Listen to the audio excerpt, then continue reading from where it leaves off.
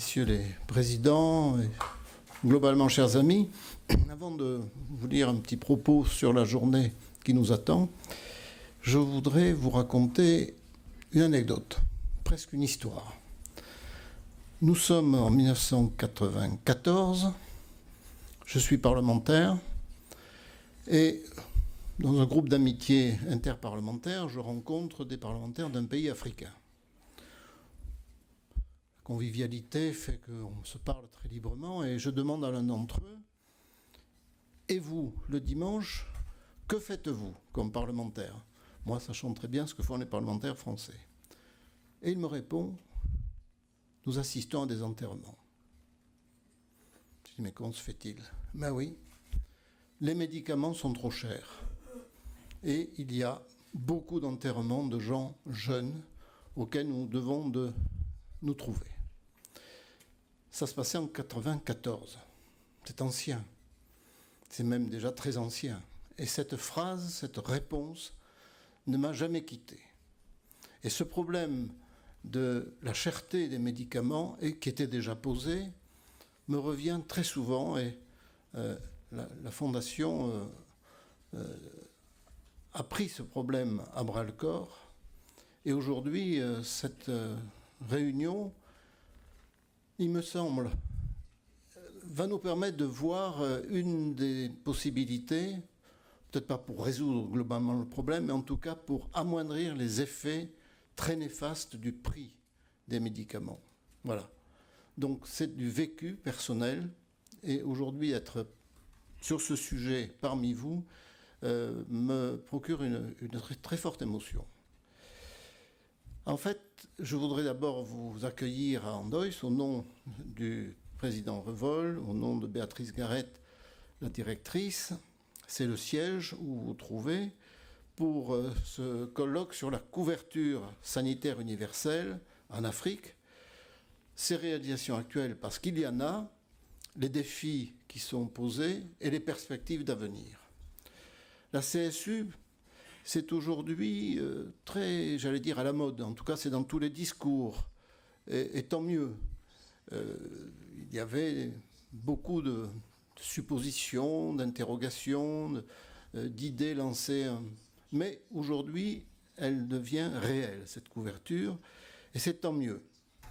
En effet, nous savons, et l'anecdote que je citais tout à l'heure en est la preuve, que cette barrière financière est un des obstacles majeurs d'accès aux soins des populations du Sud. Certes, l'isolement géographique des populations en zone rurale, le manque de structures sanitaires, d'équipements, de médicaments et de personnel formé constituent autant d'obstacles aux services de santé. Mais dans les pays où la majorité de la population vit avec moins de 25 $ par jour, le coût des soins, qui est pris en charge quasi intégralement par les individus et directement, constitue l'obstacle, souvent insurmontable. Et le réflexe, je dirais, d'aller vers ce qu'on appelle des médicaments de trottoir, avec des emballages aux couleurs chatoyantes, ce réflexe, il est naturel parce que la réponse est immédiate. Pourquoi n'allez-vous pas à la pharmacie officielle, etc. Mais non, parce que ceux-là sont moins chers.